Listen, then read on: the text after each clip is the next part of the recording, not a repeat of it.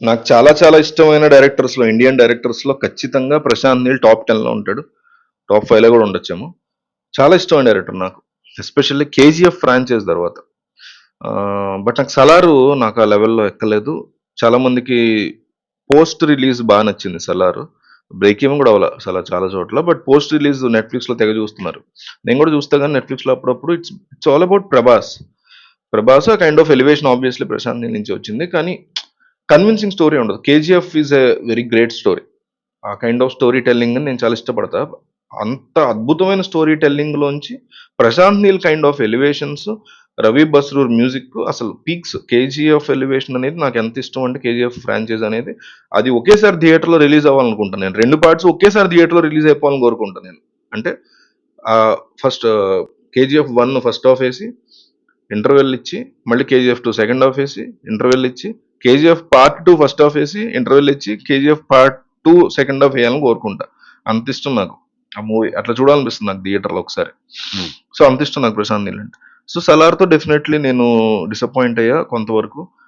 'Salaar' part 2లో maybe ఒక peak writing అంటే రైటింగ్ అతను బేసిక్‌గా అతని రైటింగ్ ఇష్టం నాకు. ఎలివేషన్స్ బ్లా బ్లా కంటే కూడా డీప్‌గా అతను చాలా కోర్ బెస్ట్ రైటర్.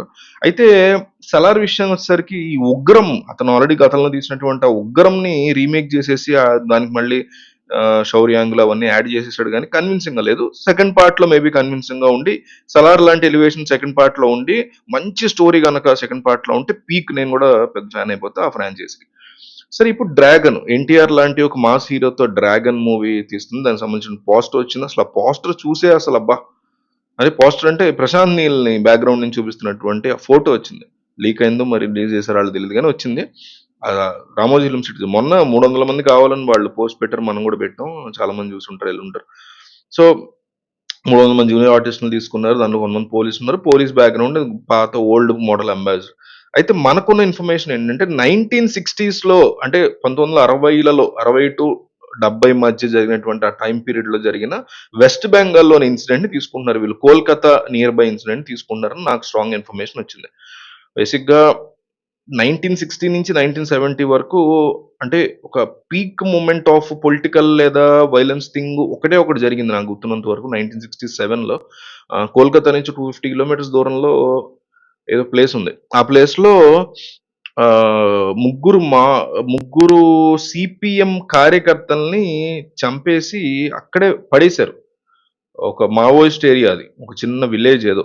ఆ విలేజ్ లో ఈ సిపిఎం కార్యకర్తలు చాలా యాక్టివ్ కార్యకర్తలు, చాలా సీనియర్ కార్యకర్తలు ముగ్గురిని చంపేసి రోడ్డు మీద అట్లా వదిలేశారనమాట. దమ్మున్నోడు వచ్చి తీసుకెళ్ళొచ్చి ఈ శవాలను మావోయిస్ట్ ల్యాండ్ లో విలేజర్లు అందరూ మావోయిస్టులు అందరూ తిరగబడి చేశారు. అప్పుడు ఒక పోలీస్ ఆఫీసర్ ఎవరో వచ్చి ఆ బాడీస్ ని తీసుకెళ్తాడు. అది ఒక్క ఇన్సిడెంట్ అయితే నాకు గుర్తుంది. ఇక్కడంతా కూడా పోలీస్ ఆఫీసర్ వస్తున్నట్టు ఉంది ఆ ఫోటోలో. జస్ట్ ఒక ఇమాజినేషన్ లేదా ఒకదంతా కంప్లీట్ ఒక ఫ్యాంటసీ వరల్డ్, బట్ తీసేది కోల్కతా బ్యాక్ డ్రాప్ లో అయి ఉండొచ్చు. ఇప్పుడు 'లక్ష్మి' మూవీ ఉంది.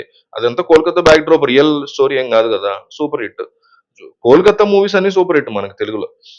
లక్ష్మి కోల్కతా బ్యాక్ డ్రాప్ చూడాలని ఉంది, అందరికి మోస్ట్ ఫేవరెట్ చూడాలని ఉంది. Kolkata back drop super hit. మొన్న శ్యామ్ సింగ్ చేశాడు నాని, అది Kolkata back drop. So Kolkata back drop movies ఇంకా ఉన్నాయి 2 3 మర్చిపోయాను. సో ఇవన్నీ కూడా మీకు గుర్తుంటే కామెంట్ చేయండి, కోల్కతా బ్యాక్ డ్రాప్ ఏ మూవీస్. సో అవన్నీ కూడా సూపర్ హిట్లు. అదొక సెంటిమెంట్ కూడా వర్కౌట్ అయ్యేలా ఉంది. ఇక ఎన్టీఆర్, దేవర తర్వాత, 'RRR' తర్వాత ఒక 'డ్రాగన్' మూవీ పేరు 'డ్రాగన్' అనుకుంటున్నారు టెంటేటివ్ టైటిల్. అదే టైటిల్ పెడితే కూడా బాగుంటది అనిపిస్తుంది. సో ఆ రానెస్ ఏదైతే మీకు 'సలార్'లో ఉంటదో, 'కేజీఎఫ్'లో ఉంటదో ఆ రానెస్ ని ఒక రియల్ లైఫ్ స్టోరీకి యాడ్ చేస్తున్నాడా? లేకపోతే కోల్కతా అనే దాన్ని నిజంగా అంటే ఇప్పుడు వరకు ఫ్యాంటసీ వరల్డ్స్ తీసుకున్నాడు. 'ఉగ్రం' పక్కన పెట్టేస్తే 'కేజీఎఫ్'లో ఇదంతా కూడా కోలార్ మైన్స్ ఉన్నా కూడా ఆ కైండ్ ఆఫ్ లోపల అట్లా ఉంటదని అక్కడ స్టోరీ అంతా కూడా ఒక ఫ్యాంటసీ వరల్డ్ లోకి తీసుకెళ్తాడు మనల్ని. ఆమ్, రకరకాల ప్లేసెస్ ఉంటాయి కదా కేజీఎఫ్ లో కూడా. అట్లే 'సలార్' లో కూడా రకరకాల ప్లేసెస్ ఉంటాయి.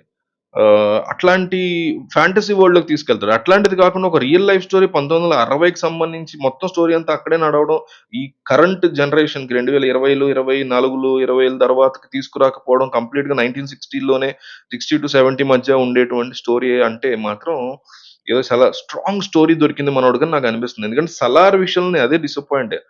మంచి స్టోరీ తీసుకోలేదు. 'ఉగ్రంని' రీమేక్ లాగా ట్రై అంటే 'ప్రభాస్' లాంటి ఒక బిగ్గెస్ట్ కటౌట్ వచ్చినప్పుడు ఏదో ఒకటి తీసేయాలని కంగారు పడి తీసాడేమో అనిపించింది. అయినా కూడా బెస్ట్ ఇచ్చినని ట్రై చేశాడు. బట్ కమర్షియల్ గా వర్కౌట్ అవ్వలేదు. సెకండ్ పార్ట్ కి మాత్రం పిచ్చెక్కిపోతారు, అందులో డౌట్ లేదు.